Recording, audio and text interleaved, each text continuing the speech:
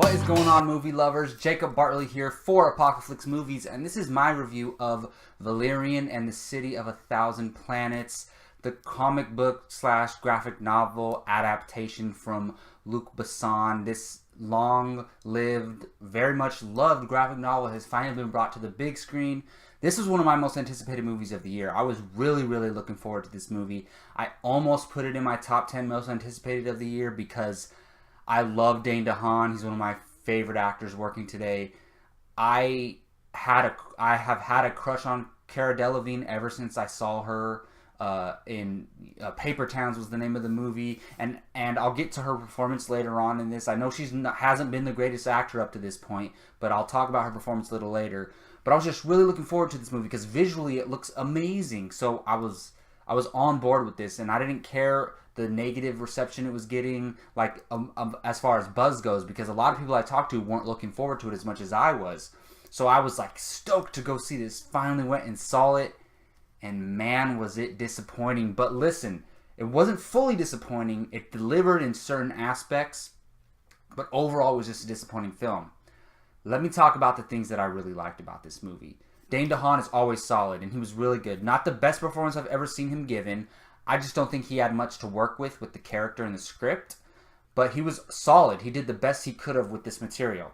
Cara Delevingne was the best I've ever seen her. And I've only seen her in Paper Towns and Suicide Squad. She had a very small role in Paper Towns. Pretty small role in Suicide Squad as well, but they totally, completely ruined that character of Enchantress. I don't blame her at all. I blame whoever made those decisions regarding that character. But I thought she was amazing in this movie compared to her previous work. She proved to me that she can act, and I look forward to seeing her in movies going forward. And it does not help that she is absolutely stunning and gorgeous and really hot. So that helps as well. Visually beautiful. The worlds, the space station, the creatures, the aliens, everything looks amazing.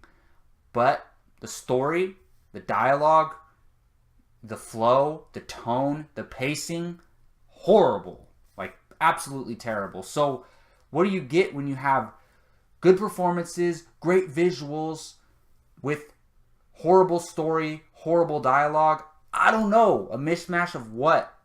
I don't know. Like, I don't know what to think of this movie because I really did enjoy those elements that I said that I enjoyed, but as far as the things that, were supposed to make the movie good, I didn't like it. Now, I will warn you, that was kind of my non-spoiler thoughts. Now I'm going to jump into some spoiler talk. So you have been warned. You saw on the label of this video that it was a spoiler review, and the movie's been out for a good amount of time now, and there's a bunch of reviews out. So you have been warned. From now on, I'm going to talk spoilers. So let me give you an example of why the dialogue is so horrible. This movie opens up, right, and you have Lorelai and Valerian talking. That's Dane DeHaan and Cara Delevingne, right?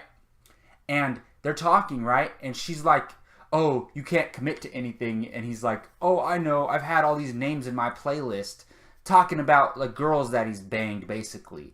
And it's like they had to tell us through dialogue that this guy got around and was, a playa or whatever. But normally you show that through visuals, through, him being on his phone and having a bunch of names in his phone or whatever, examples. Like in storytelling, they always say, show, don't tell. You don't have, Cara Delevingne's character, Lorelai, literally said, oh, you're afraid of commitment. She literally said that to him. And most characters, like, we know, like, Tony Stark's afraid of commitment, in the first couple Iron Man movies, and he finally commits to Pepper Potts, right? But they didn't have to tell us that. We watched the character develop and watch him become loyal to her and, become committed to her. You don't have to say it straight up and straight out loud. And this was their dialogue throughout the whole entire film. And as far as the plot goes, there was no focus. I was bored watching this movie. I almost fell asleep in the first 30 minutes of it because it was just really boring as far as plot and story goes. Like, I didn't care what was going on, and I didn't feel like there was any like pressure or any any stakes or anything like that.